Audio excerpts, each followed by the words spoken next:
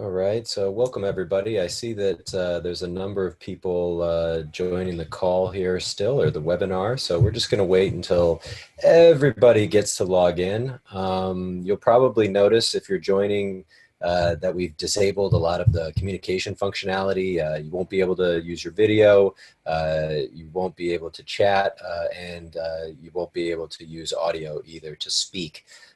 This is all just security stuff. We're kind of locking it down because we understand a lot of these chats have been getting hacked. So hopefully we can sort of limit any potential disasters with that regard in mind. The one functionality you do have for people joining is that you can ask questions. So feel free to type in and ask questions. And we'll try to pick up those questions as the presentation goes along and answer them periodically. So you do have the ability to type in questions. Everybody should be able to hear, everybody should be able to see the content that we're displaying, but you won't have video functionality or speaking ability or internal chat functionality, just the ability to ask questions.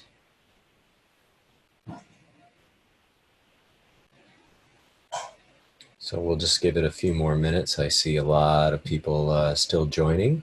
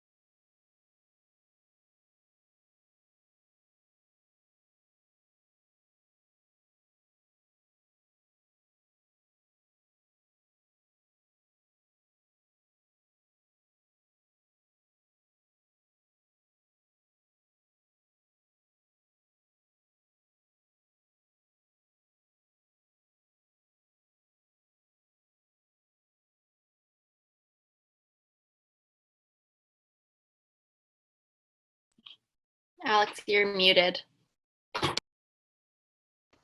I've even disabled my own audio.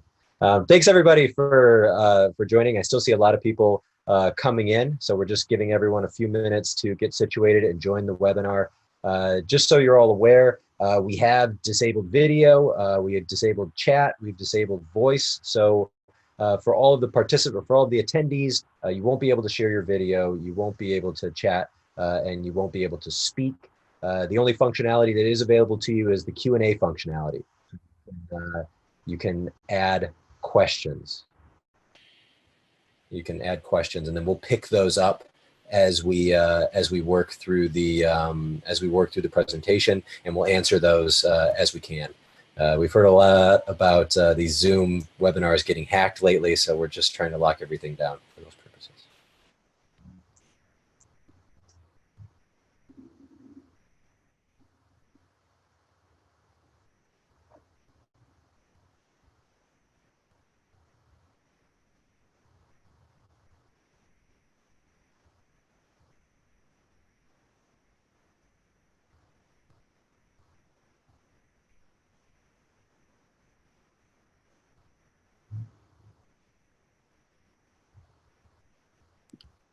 All right, so I've got about 2 minutes past the hour. Maybe we'll give it one more minute here.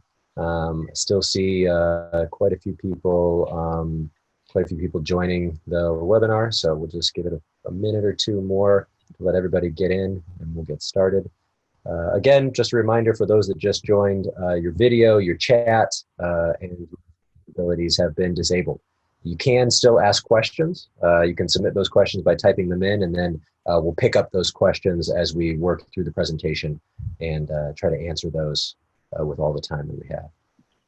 And if you do have your name, I know I see some call-in users, but if you do attach your name to your Q&A, then if we don't get to it, we can always follow up with you after as well.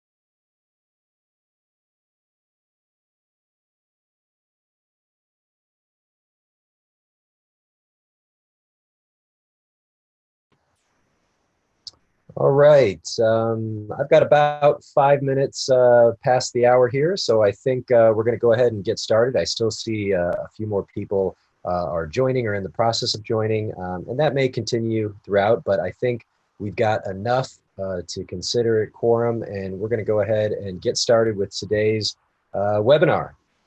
So this webinar is presented by EnergyX Solutions. We are a Canadian technology company based out of Toronto, Ontario, and we build software solutions, cloud-based software solutions that help utilities, program managers, retailers, basically anyone involved with energy efficiency better run their operations. Today, we're going to be zeroing in on the topic of running DSM programs, particularly what does that mean in 2020?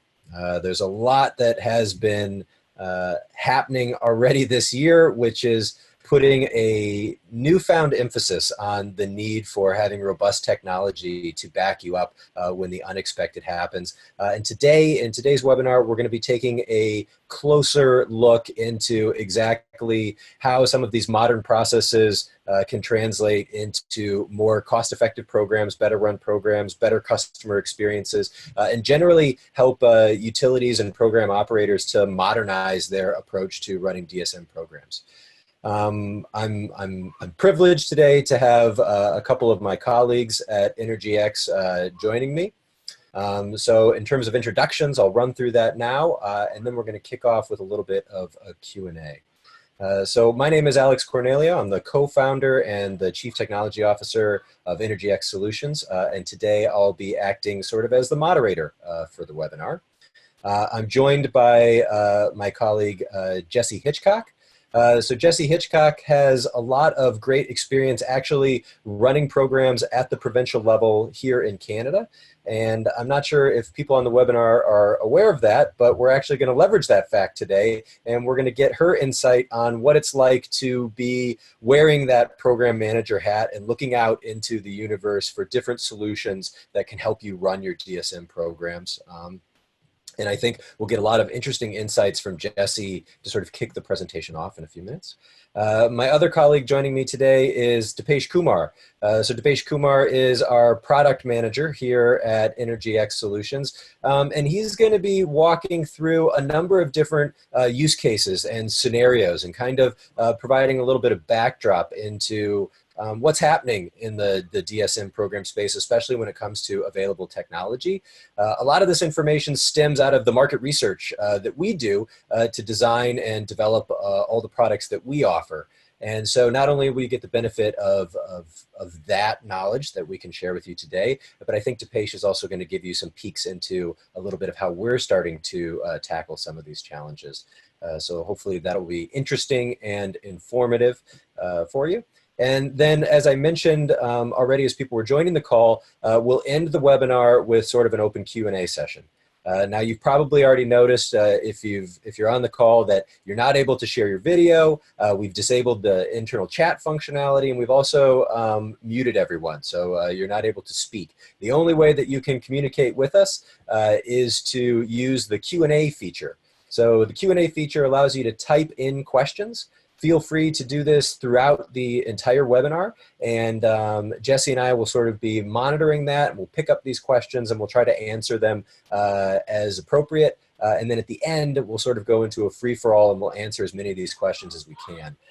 As Jesse already mentioned, if you leave us your email address as part of that question, then we can try to respond to you offline with any questions that don't get answered during the webinar itself.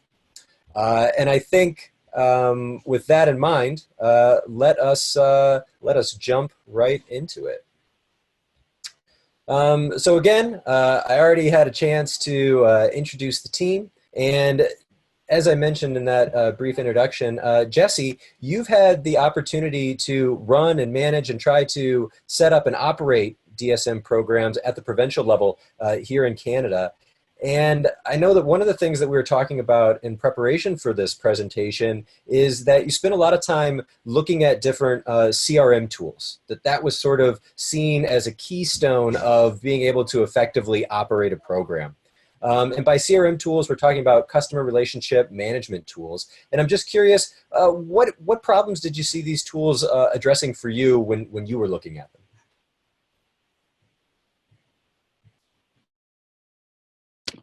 Thanks, You're Alex. on mute, Yeah, I there you got go. it. I got it. Technology, yeah, so I think, as Alex said, CRMs at the time when I was kind of in a lot of the same shoes as a lot of people who are on the call with us today, it seemed like a sort of holy grail of something that we needed because at the time, we more or less had a paper overload. We had a lot of programs, we had a lot of customers, and we were tracking it all with a bunch of, I would say, very organized spreadsheets, but spreadsheets nonetheless. And it became really challenging to kind of follow a customer all the way through the process and see where they were at internally with our team, but also with stakeholders, SOs, auditors. So when you start diving into CRMs, they make promises like, they're going to manage and maintain these customer relationships. They're going to help you streamline your processes. So it seemed like a really good fit to kind of resolve the problems we felt we had. Pretty quickly, though, it became apparent that there were so many kind of moving parts and bits and pieces to the programs that we just ended up turning problems that were paper problems into digital problems when we were investigating the CRM route.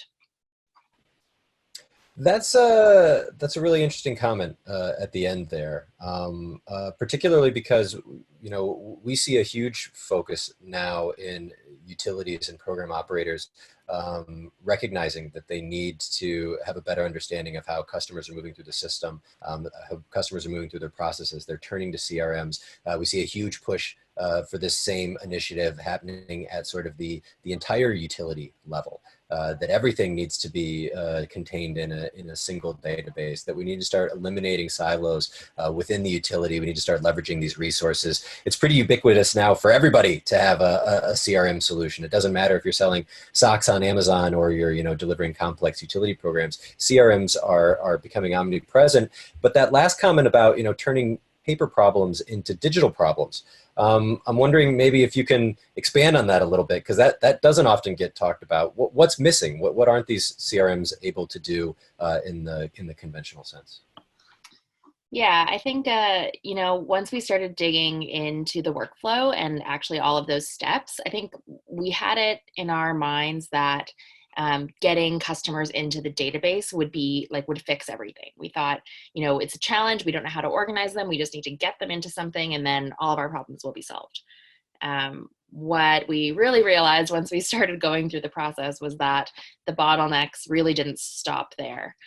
Getting customers into the database was a challenge. But after that, then we had to allocate those customers to contractors and service organizations. And that was a whole other manual process because we had to make sure that it was fair and that we were being equitable when we were making those allocations. And then after that, we had to wait for the SOs to give us documentation, and that was another bottleneck. So even though all of our customers could now live inside of this digital database, there was still a bunch of big black boxes in the process. So we still didn't have any insight into where a customer was. If they phoned us, all we could say was, well, they're with the SO. Your file's with the SO. We had no eyes into what that actually meant. So I guess it didn't really address the bottlenecks. It just kind of stored them in one place. Yeah, I think that that's a common challenge with technology implementations in general. The technology implementation becomes the fulcrum upon which everything else rests, and once you get that technology in place, that everything's just going to balance out. But the reality is that there's a whole lot of additional work that goes into it, and a lot of that work isn't really evident until you start with the implementation processes. Some gaps only become evident as you start building out the system. And then oftentimes you can find yourself stuck, right? You can find yourself suddenly, well, the implementation is partially complete. It's not going to do everything that we need to do. Or maybe you're limited by some frameworks that are a part of that implementation. And now you start having to hack it all together, right? And I think this is, I think it's a common challenge, like I said, with technology implementations. I think it's a really salient challenge when it comes to these CRM implementations, and it's really interesting that in your past life you came across the same point. So I guess the remaining question is, how do you get around that? What did you do? What did you realize was the antidote to the common CRM, if you will? How do you get around that? And maybe in a selfish sort of way. What have you seen at EnergyX? How are we trying to approach those problems? Or are there any parallels? Hopefully there's some parallels. If not, I think Deepesh will try to draw some parallels, but interested to get your thoughts on it before we jump into the rest of the webinar. Yeah, no parallels at all. Everyone can just, webinar's over. No, I'm joking. Yeah, I think I'll answer it in two parts. I think it seems redundant, but I think it's really essential to understand the flow of the energy efficiency programs that you're trying to put into a CRM or that you're trying to update workflows for. You have to know each of the steps, but also who are the stakeholders involved in each of the steps. You have to know the downstream impact of all of those steps in a DSM context. So, making a change to one step can actually have multiple trickle down effects later in the program process. And I think these programs are super complex. So some steps just can't simply be removed or consolidated, and you have to be cognizant of that as well. So I think it's about bringing in those stakeholders when they're needed and making sure that they can engage with any digital move you're making as well. So I think, it's been really exciting working on the program manager that we're going to talk about more today, because for the first reason is that it does kind of just what I described. It's designed for the DSM context. So it's nice to actually be able to take in all those kind of energy efficiency pieces and have them reflected in the workflows that we're designing. The second reason is sort of a bit more high level. I think, yes, energy efficiency programs need managing. Often many of us are using spreadsheets and any other kind of back of the napkin ways to track our customer files. But the second piece, I think, is that they also really need modernizing. We know that customers are more demanding than ever. They're super well connected. They're really informed. They're more digital than we've ever seen them be. So having these big black boxes in the program process is not really acceptable to them. And I think they're looking for this really tailored, really kind of transparent insights that are going to benefit their particular experience and their specific circumstance. And that's what they're getting in every other sector. So, we know that we're kind of lagging behind. I get, for example, custom coupon discount codes for the grocery store that are specifically tailored to things that I like to eat and that I often buy. Just last week, I actually got an email from my favorite sneaker company, and it was a promo code because they had sort of anticipated that this might be around the time that I am in need of a new pair of sneakers. And they were right. And yes, I did order a new pair of sneakers. So I think for energy efficiency, that means that utilities need to actually know enough about their customers and the buildings that they live in to know when they need these upgrades and when they need these programs. So I guess that's sort of a long-winded way of saying that in 2020, a CRM or any kind of digitized process should really be utilizing this data to give these tangible insights to the utilities. Otherwise, it's a huge missed opportunity to make customers happy, but also to maximize the energy savings that these programs can achieve. And I think that's the whole point. And, the work that we're doing, and I know, we'll go through some of these examples, but it kind of uses AI to bring all these pieces together. And I think that's really exciting. And it's been a fun process to come to this side of it and see how we can use tech to help solve some of these problems. Thanks, that's great. A lot to unpack there. I think we could build a whole webinar around what you just said. Dare I say, maybe we have. And so I think my job at this point is just to try and summarize some of that and set Deepesh up for what he's going to talk us through now. So the first thing that I think I want to touch on from that is this idea that customers today, they demand more than management, right? You mentioned how they're highly connected, how they're well informed. And I think let's not live in a world where our grocery store and our apparel retailers know more about us than our utility company. If there's any time and place for AI assistance or predictive marketing. I feel like that place has to be with regard to the fundamental services, especially when you pair this idea with things like, the average North American thinks about energy for less than 10 minutes a year. I think in Europe, it's maybe like 30 minutes a year.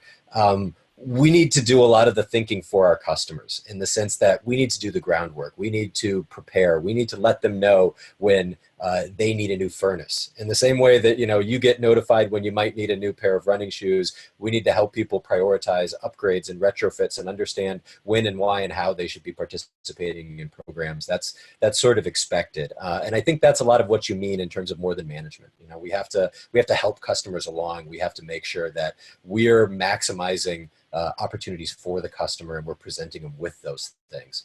I think also in there, I just want to touch on this briefly, is this idea of, how can we modernize? How can utilities basically leapfrog technology?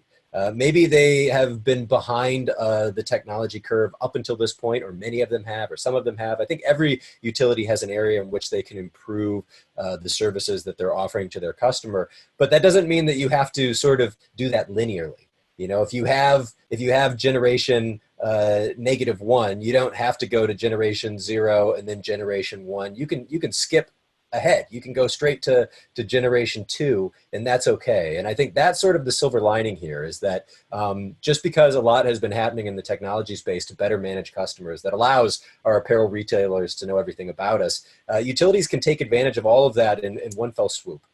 And I think, Deepesh, I'll turn it over to you on that note, and I'll let you talk a little bit more about what are those opportunities to modernize. And I think along the way, you'll also give a little bit of a flavor of how EnergyX is starting to solve some of these problems.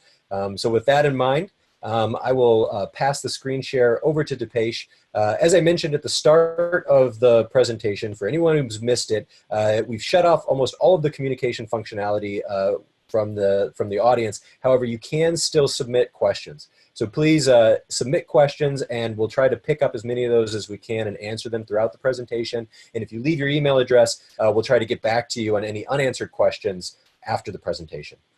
So without further ado, let's talk more about modernizing the DSM experience. I'll hand it over to Deepesh. Thanks, Alex. I love the conversation, what you guys are talking about. I love CRMs. I've been working on CRM solutions for more than 5 years, and I'm fascinated by the variety of things it can do and the amount of productivity it can extract. But what's most surprising, pleasantly surprising for me, is how powerful modern DSM systems are becoming. It's able to do so many different things, but all of them go back to one single element, which is customer experience. So what I'm seeing happening is that modern DSM systems are fundamentally changing the experience customers have with utilities. And what that does in turn is two things. One, drastic improvement in program participation. And second, maximizing savings per dollar spent per program measure. And all of that is coming due to this experience going to the next level. So to understand this further, we'll play a quick game here. And in the game, what we'll do, we'll explore a variety of customer experiences that happen with the utility in context of an energy efficiency program. So what I'm going to do, I'm going to share my screen. We are going to go through different scenarios really quickly. And I do notice that some participants have joined by phone. And for them, I'll try to make sure whatever's shared on the screen, as much as possible, I'll try to explain that. And let's get started. So the way we should start it is picture or imagine different experiences customers have with utilities in context of an energy efficiency program. Let's start with the worst. So try to imagine the worst possible experience a customer can have with the utility in context of an energy efficiency program? I'll give you 5 seconds to think about that while I share my screen. Jesse, can you confirm if you're able to see my screen? Yes, I can see it. And this thought experiment is giving me horrible nightmare flashbacks. There you go. So on that note, please feel free to share whatever you're imagining in your questions. We'll be looking at that and gaining some insights from that, and we can hopefully bring some of that in the conversation. So coming back to the worst possible experience. So this is my view. So when you look at this slide here, you'll see this person shocked at the high energy bill and calling a utility, asking ways to reduce the bill. And we are talking about the worst possible experience. So what do you think was the response of the utility in this case? Let me show you. So I lost power because I called to complain about my bill. So worst case. So person calls a utility complaining about a high energy bill, and in response, there's a power outage there for the customer. Really bad case. So that's one. Now let's keep moving on this game, and let's try to figure out other scenarios. What other possible scenarios are there where customers have a bad experience while interacting with the utility? I see a message coming in saying wrong targeting, and that I think that gels in well with what I was going to speak next. Wrong targeting is a major issue when you talk about customer experience. It can lead to unintended consequences, and let me explain that by showing you some slides.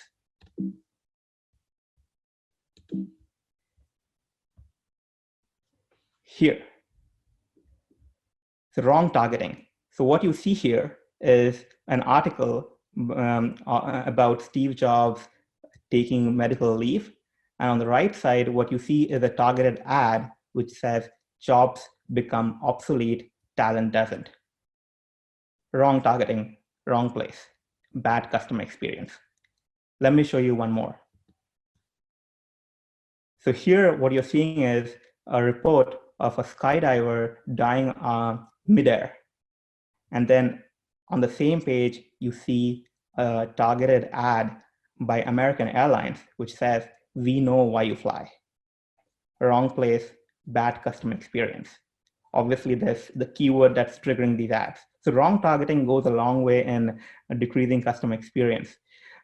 How does wrong targeting look like in terms of energy efficiency programs? Let's explore that.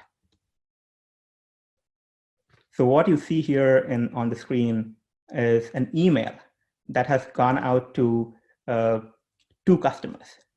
And the email says, get rebates for retrofits. Get a $5,000 rebate for making the following upgrades: basement insulation, pool pump upgrade. So on the surface, it looks like a good promotional email for enrolling people in programs. But let's look at the 2 customers the email went to. So the first customer here is one who's undergoing foreclosure. So bad customer experience, not the right time to be promoting energy upgrades at the time. The second customer on the right side, what you see here is a condo owner. So basically you're sending a promotional email to a condo owner talking about basement insulation and a pool pump installation. So wrong targeting, bad customer experience. So on the right side, you see the rating, the experience, 3 stars. So let's keep on moving with this game. What could be slightly better this in terms of customer experience with the utility? Try to imagine something slightly better, which we could give a 4. Here's what I have. So what's the story here? So here, there's this person who's shocked by the high energy bill. He's calling the utility, asking for solutions. And utility in turn gives an advice that the person should go for an in-home audit to figure out the next steps.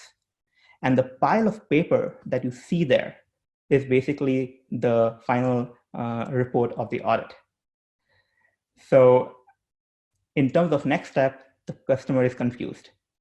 There's no clarity on what should happen. So bad customer experience. This, by the way, is a true story of one of our founders. And that's one of the major reasons why and how EnergyX started. So let's keep moving. What could be a slightly better in terms of customer experience? Let's keep imagining. I'll go through this quickly. So we had 4 stars. What could be slightly better? So what you're seeing here is basically someone filling in a rebate application form, fills in the rebate application form, 4 months later, gets a check in his mail. So not such a bad experience for 2 reasons. First, the person was eligible for a rebate. And second, he got the money. Was it the best possible experience? No, because he got the money 4 months later. So no, not the best experience. So let's keep moving and see what could be done better. I think here, it's easy to imagine what could be done better with this workflow. So what you're seeing here is a customer just comes online to his portal, looks at the relevant rebate, and with a single click, applies for that. 10 seconds later, he gets a message on his phone which says rebate amount credited to your account in 10 seconds. Isn't that cool? So that's an example of good customer experience, or a great customer experience. And now you see that we are at 8 stars out of 10. So there's still room for improvement in terms of customer experience. What could be better? So I want you to think harder. What could be the best possible experience a customer can have with a utility in context of energy efficiency programs? So here's one I can think of. There's this customer who's frustrated with high energy bills. He has a large house, high energy bills, and he has a pretty old furnace. And so he doesn't have the money to upgrade that to a new furnace, and he keeps getting these constant high energy bills. So one day, Saturday morning, he wakes up, checks his email, and this is what he sees. He sees an email from his utility saying you are pre-qualified for a rebate of $3,000 to replace your furnace with a central heat pump. The process here, no application and documentation required. The estimated energy bill savings would be about $1,000 annually. And all you need to do to accept this offer is to click on the call to action, and a certified contractor will do the job. Isn't that a great customer experience?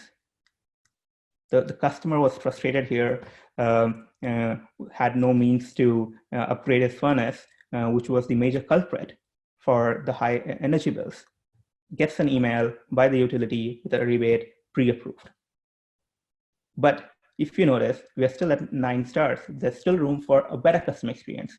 So I'll try to keep it short. What could be even better than this?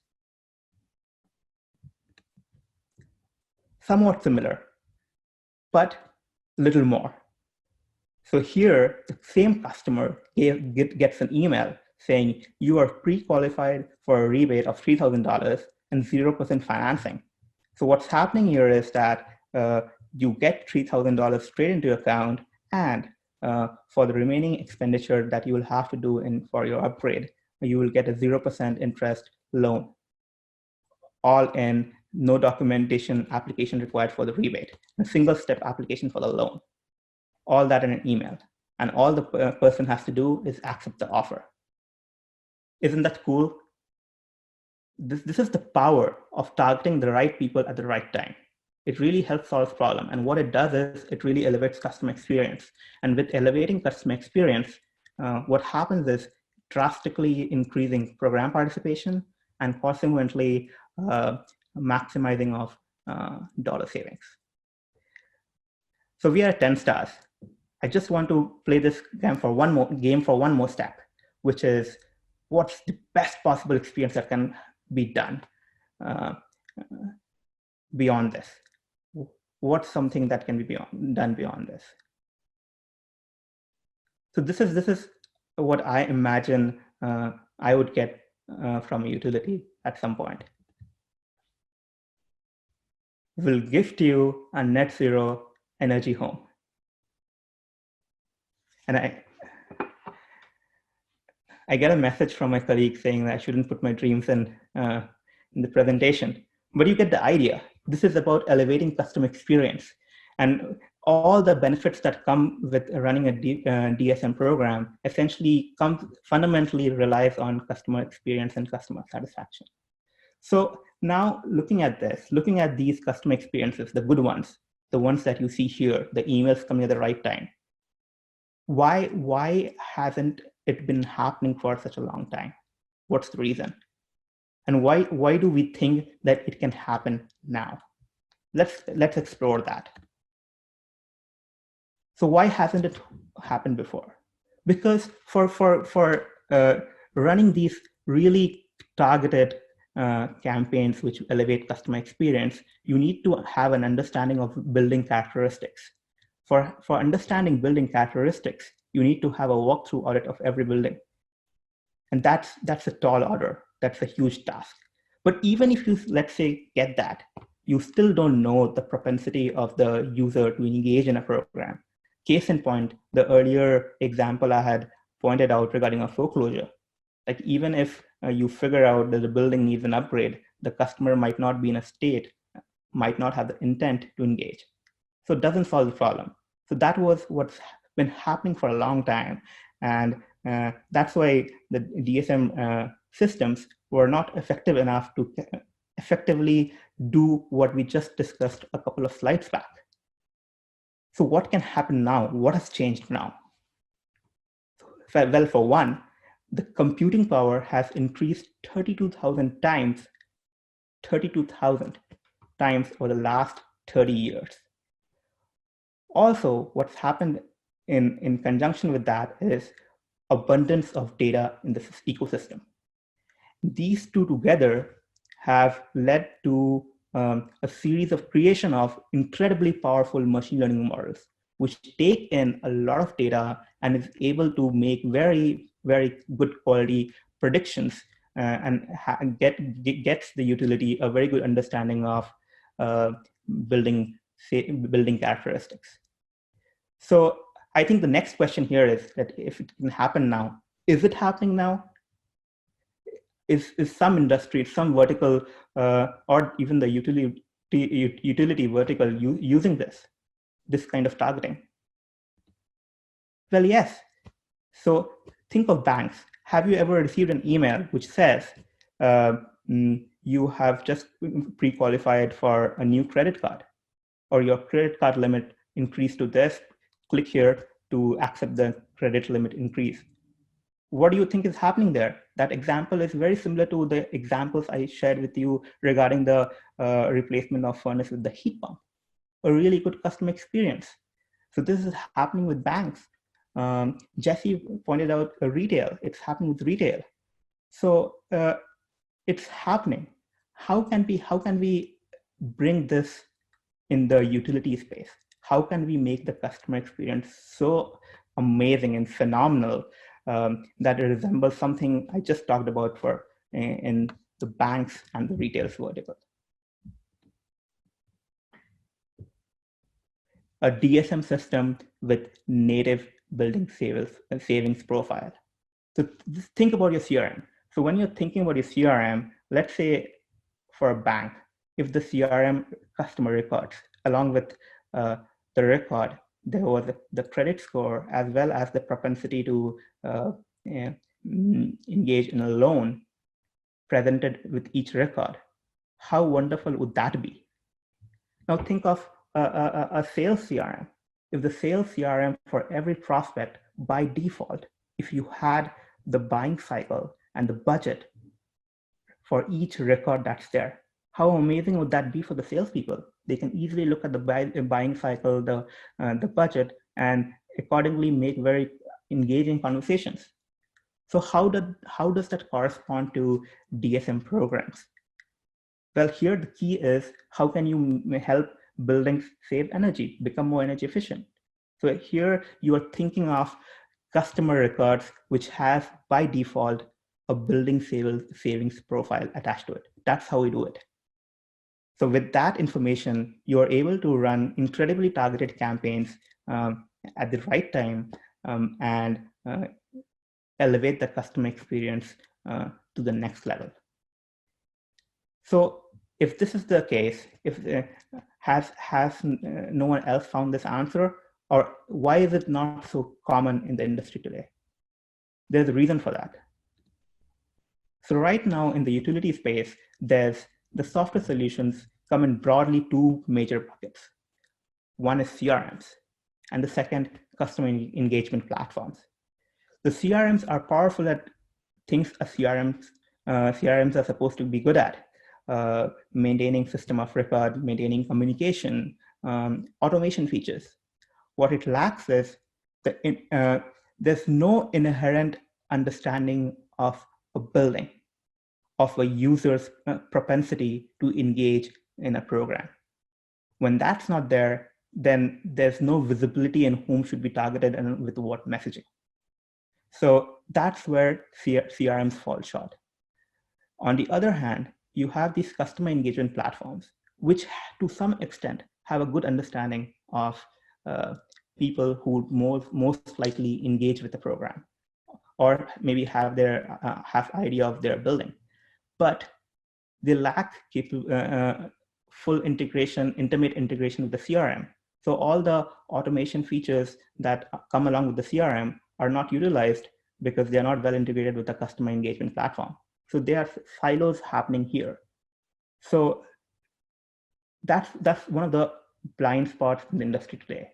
So if you had to imagine what a modern DSM system with a building savings profile would look like, what would it look like?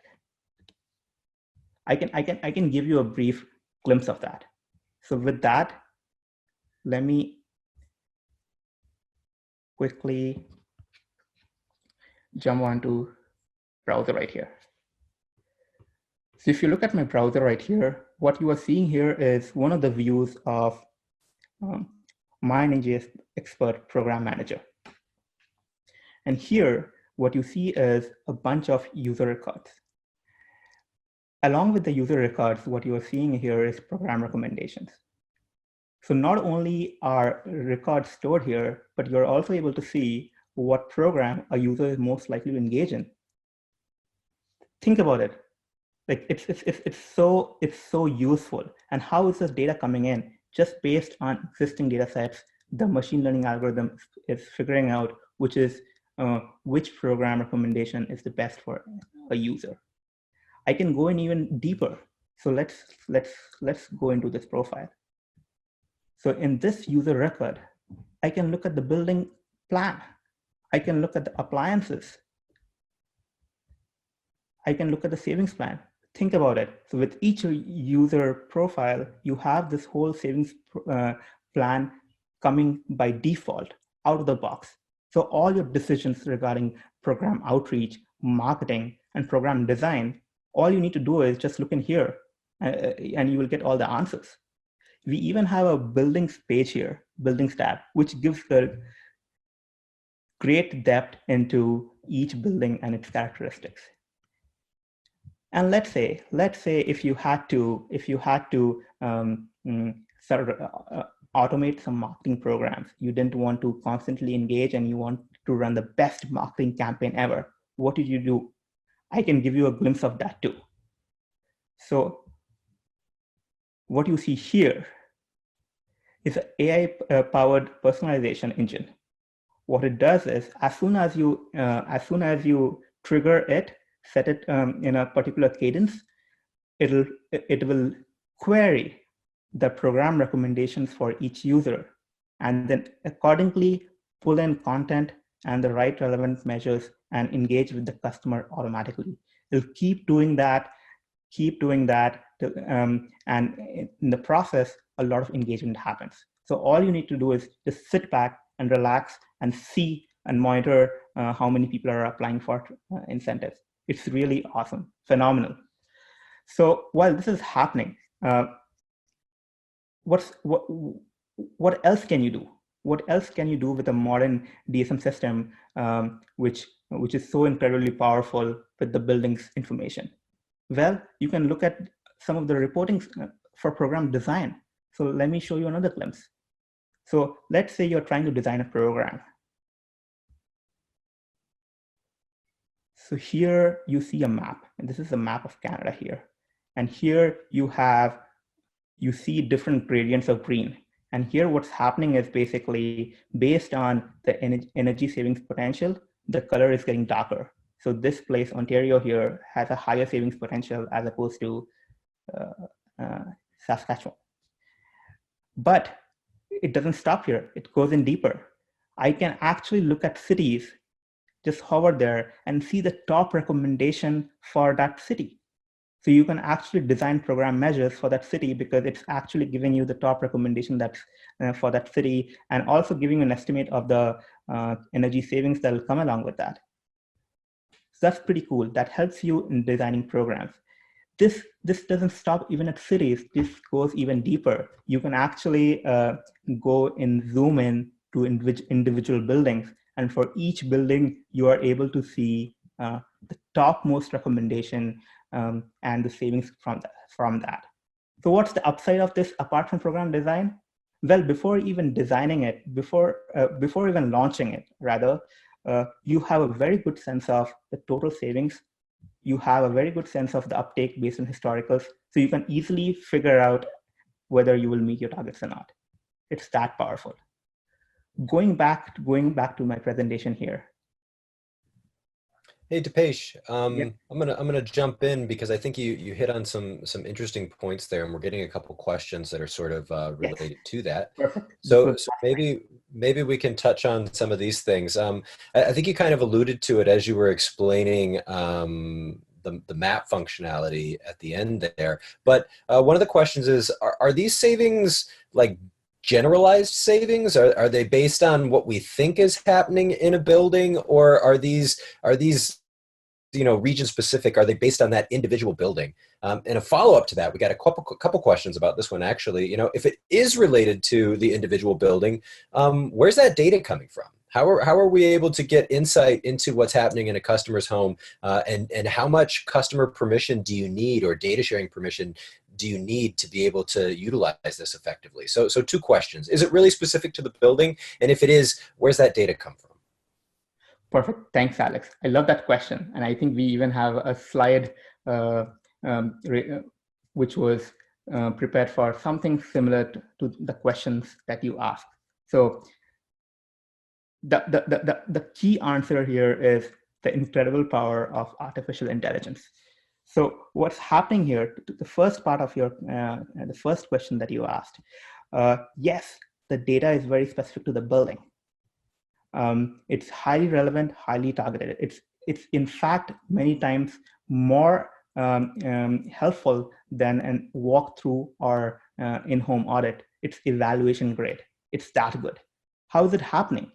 Well, the machine learning model is ingesting data sets from multiple sources, mostly, so here where it gets really interesting, mostly publicly available data sets about the buildings, and then it's able to make very, very accurate predictions and get a very clear understanding of how, what's the recommendations or the measures needed for that building.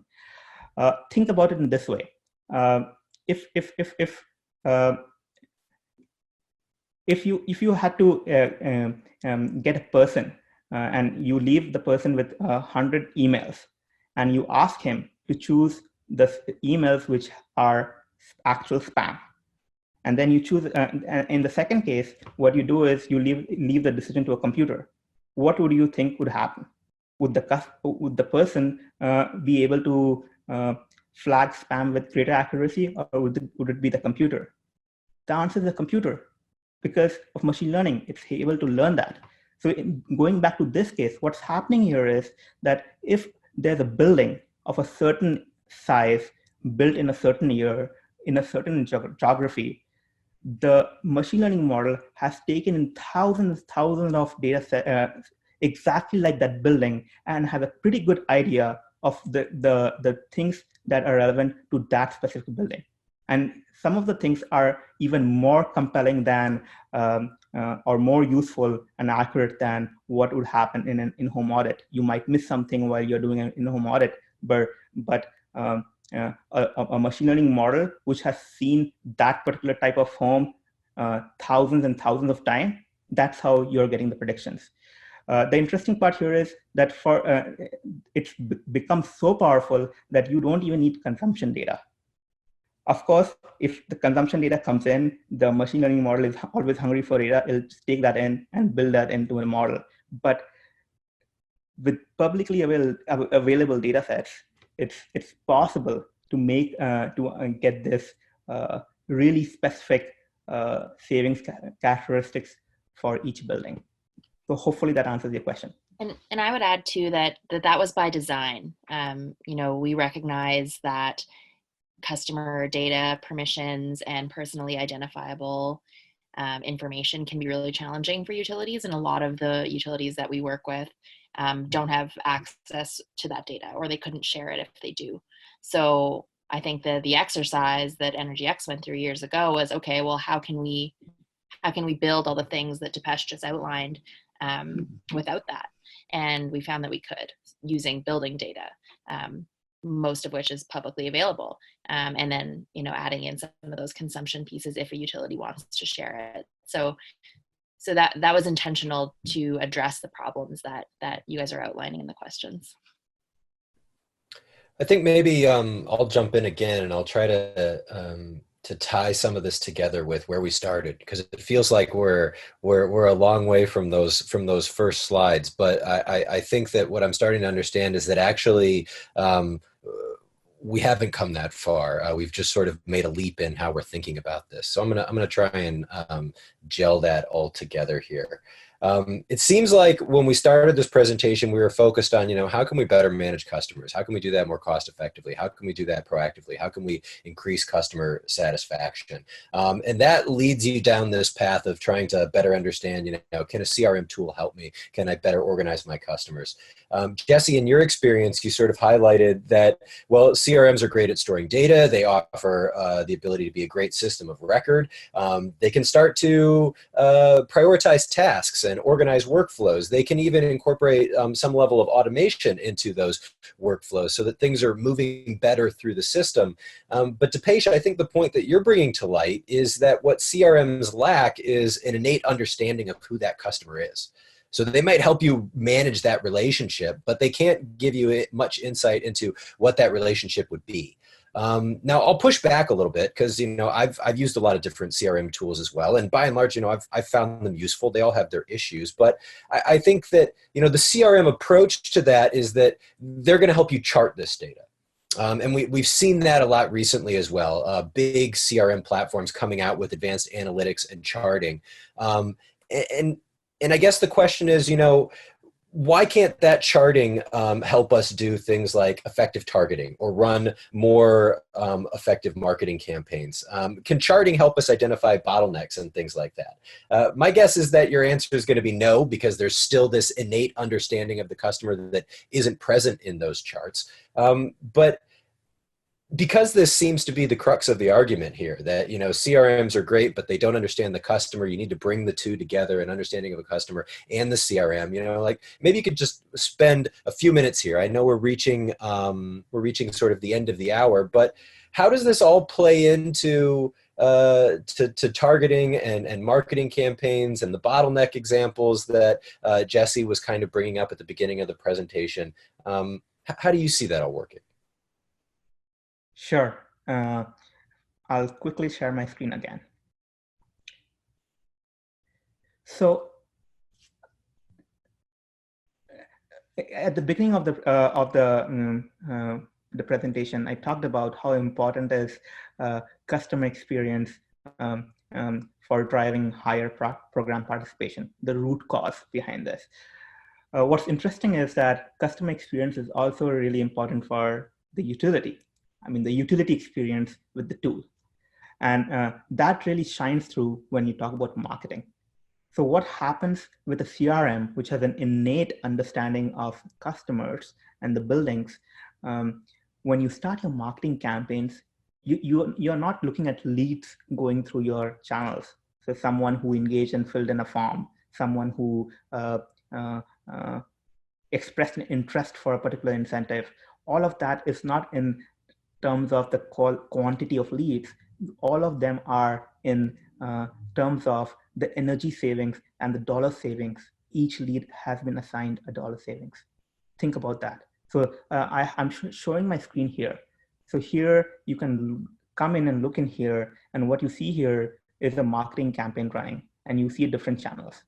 And then in a normal CRM, what would happen in a traditional CRM, since there's no insight into building savings profile, there would be no visibility on the savings that would come from a particular set of leads.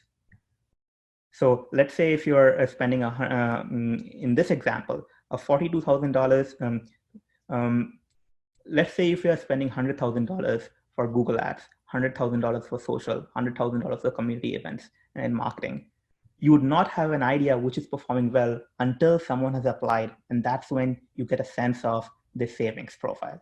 But here in this system, what happens, as soon as they start engaging, expressing an interest on your website, immediately you are able to see the dollar savings that can be achieved in the program.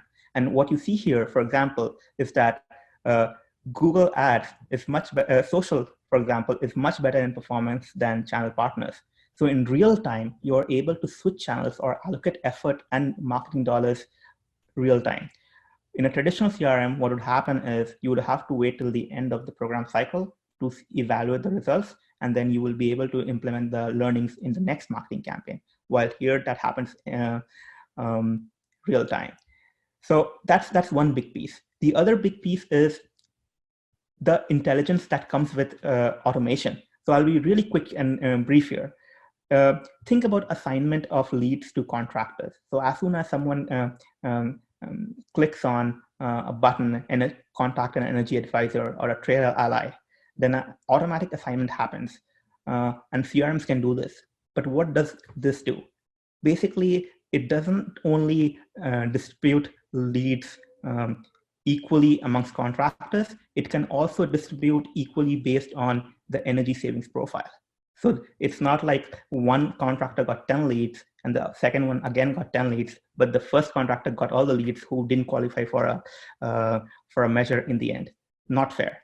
So that can happen here. That's intelligent automation. It can also allocate leads based on contractor performance. So all of that is happening just because of this innate understanding of the customer. Alex, I think that's what I had to say.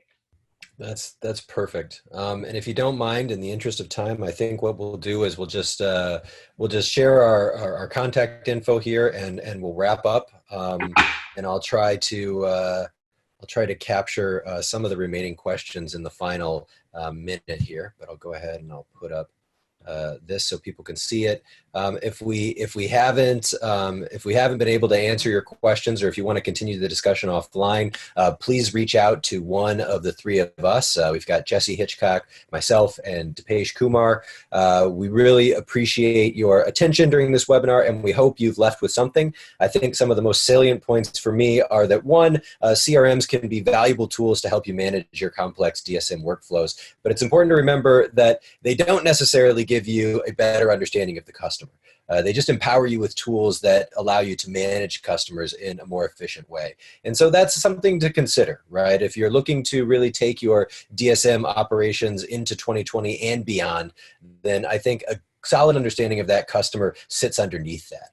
A lot of questions that we received are, where does the data come from? How are you doing this? How is this possible? And I think the answer to that is that, well, there's a ton of data available.